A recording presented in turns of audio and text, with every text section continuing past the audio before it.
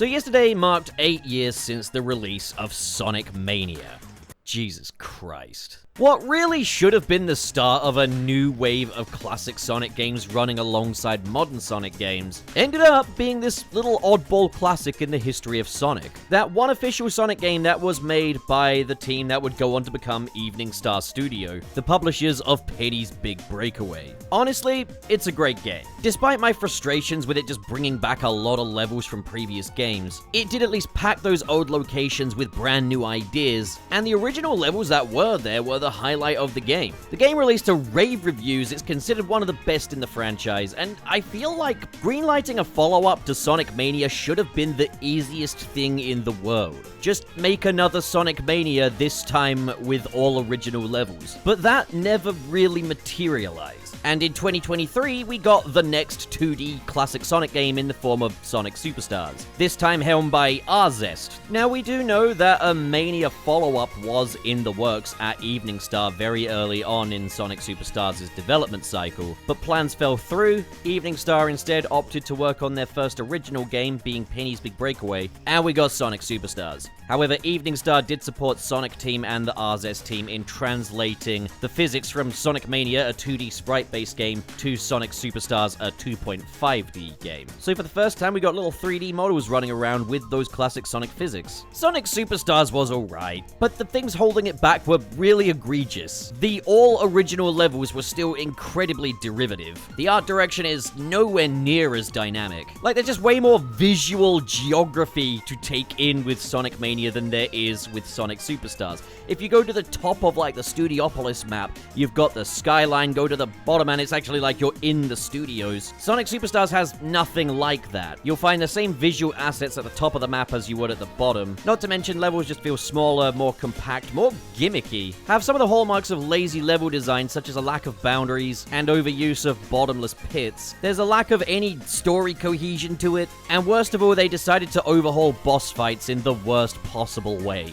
Something I've made an entire video on. Sonic Superstars is by no means the worst 2D Sonic game ever made. Heck, had it released directly off of the back of the Sonic Force saga, I think this would have been a smash hit. But as a follow-up to Sonic Mania, it's not even close to being worthy. I know I've said in the past that I liked Superstars better for its originality, but you never really truly know what you think of a Sonic game until you've replayed it repeatedly. And it's safe to say the issues with it get a lot more evident and a lot less easy to ignore the more you play, while Mania remains fun on replay. I mean, I don't replay it as much as, say, Sonic 2, CD, or 3, but it is a game that is worthy of that lineage. Sonic Superstars is not. And in the years since Sonic Superstars, it's been hard not to wonder what the game might have been had Evening Star seen it through. Well, 8 years after the release of Sonic Mania, we got our first glimpse at what an Evening Star follow-up to Sonic Mania might have been. As lead Sonic Mania developer Christian Whitehead posted to Blue Sky this image of the Kanga Clanger, aka the Kangas. An enemy that was designed for an Outback Zone in Sonic Mania 2, not the official title, just a shorthand, who would eventually make his official appearance in Sonic Superstars in Pinball Carnival.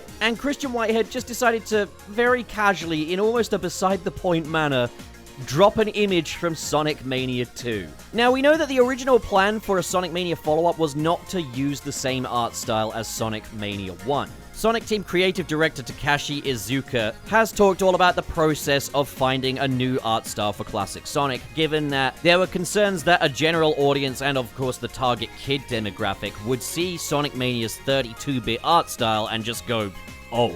Now, there's a sad precedent, but it's one I can certainly see the logic behind. Apparently, they even considered a hand-drawn art style for Sonic Mania 2, which, give me that timeline. But of course, in the final product, Sonic Superstars, they landed on just 3D assets. But here, we can see a completely different iteration of the Sonic Mania 2 art style. The alt text on the images does refer to these as 2.5D, so whether that means we're operating in sort of a pseudo 3D space, or these are actually 3D models with a unique shader style, I don't actually know. We don't know for definite what's actually going on in the gameplay here, but what this looks like is kind of the perfect middle ground between Sonic Mania and Sonic Superstars. Everything has a smooth look to it. This isn't outright pixel art. It does look like a 2D illustration, but then it has a very 3D shading style. Particularly the Kanga Klanga really does look like a 3D model, but it all has a much sort of flatter look in terms of the overall camera. Sonic Superstars also went for kind of a flat camera look as well, in that visually it had way less depth than, say, Sonic Generations, mimicking much more closely the way a camera would look in a classic Sonic game. Going back to Mania 2 though, Sonic's sprite here appears to be a translation of the Sonic Generations classic model. Maybe they use that as a base, or maybe this is just that model with a very unique shader on it, but I think he looks great here, and he looks a lot less cutesy than the one in Sonic Superstars with his permanent O-face. He's a bit less squishy looking, I guess. And his shape language is incredibly rounded, which is great.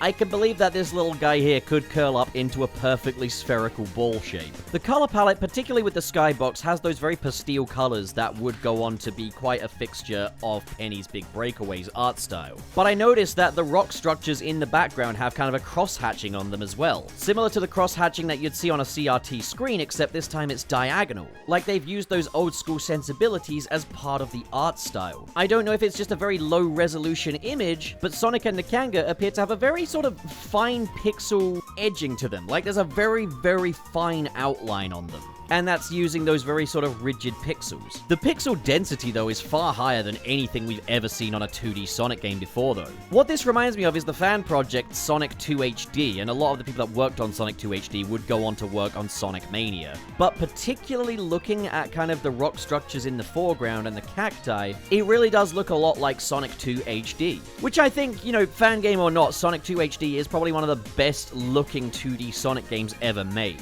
And I really do lament the fact that we've never actually seen that art style in the official Sonic product. I think this art style here would have been a really nice evolution of that Sonic Mania art style. It would have been full of charm and that sort of classic retro appeal, while also feeling like it's moving things forward. It's a much smoother looking game than any of the games that came before it. Like they've found a way to update Sonic Mania's art style without losing the appeal of Sonic Mania's art style like Sonic Superstars did. But this wasn't the only thing a member of the Mania team would release on this day. We also had T. Lopes revealing unused music from Sonic Mania 2. Namely a track called The Outback, which would match this Outback zone we had here. And first of all, yes, the Outback is a form of desert, and we've seen lots of desert zones in Sonic games before, but the Outback was a seriously original direction to take it. We've had Sonic running through Cairo in Sonic 3 and Knuckles, we've had Sonic running through a desert in Sand Sanctuary in Sonic Superstars, but we've never seen him in the Australian Outback, and there's all kinds of things we can do with that. And we're seeing some of that here. We've got much more of that kind of rock structure. You've got the corrugated metal roofs that you'd see on a lot of the shacks, and of course, kangaroo-themed badniks. So Sonic legend T. Lopes would have returned for the music for this one. Whether or not he would be paired up with Jun Senoue, like ended up being the case in Sonic Superstars, I don't actually think so. I think the reason why he didn't work on Sonic Superstars fully was because he was working on Penny's Big Breakaway, which was the same reason this game never came to be. The fact that Sonic Superstars was clearly having a bit of a crisis with its music behind the scenes, though, makes me wonder why they never used this anywhere. It's probably because T. Lopes has taken the musical identity of this zone very seriously, which is something you don't actually see very often in Sonic games these days, and that's a new video coming soon. You've got Aboriginal wind instruments, you've got the didgeridoo, of course. But that's paired up with the kind of silkshirt R&B synths that you would expect from classic Sonic.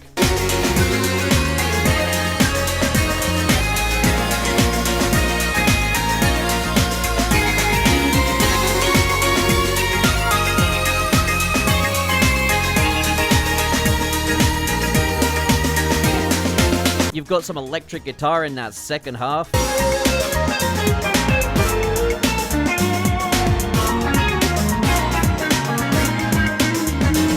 A really energetic hip-hop drum beat. This is what Sonic music used to sound like before it became, oops, all EDM. Honestly, moving forward, I really hope that Sega will recommission this project. Or at least just another project from Evening Star. Not only do they know how to nail classic Sonic, but they're forward-thinking enough to make it feel fresh and unique. Sonic Mania demonstrated that, and the majority of its levels came from previous games. That same spark just wasn't there with Arzest's work. An Evening Star-led classic Sonic game, without any reused levels, would be such a win. For Sega, that would be such an easy win. The thing is, Both Sonic Superstars and Penny's Big Breakaway unfortunately didn't live up to sales expectations for either company, which I think tells me they need to work together again. I don't see much sense in trying to continue classic Sonic games without Evening Star's involvement. And if they just need a pay rise or something, I say give it to them. I will say though, I do hope that Evening Star can pick things up as an independent studio making original projects, because Penny's Big Breakaway deserved to be a bigger success than it was, to be honest. I really enjoyed the movement tech in that game and the platforming, and the soundtrack was just ridiculously good. My only concern is the fact that they've released this, and this is all, like, obviously very behind-the-scenes information, makes me wonder if maybe there's an expired NDA somewhere down the line. As it is, there was headcanon's brutal honesty towards the development cycle of Sonic Origins, literally the night Sonic Origins released, which cast a lot of doubt over these two collaborating ever again. However, they did go on to work on Sonic Origins Plus as well as patches, so maybe Sega just has a bit more integrity than some other giant multi-million-dollar corporations. Probably not, though.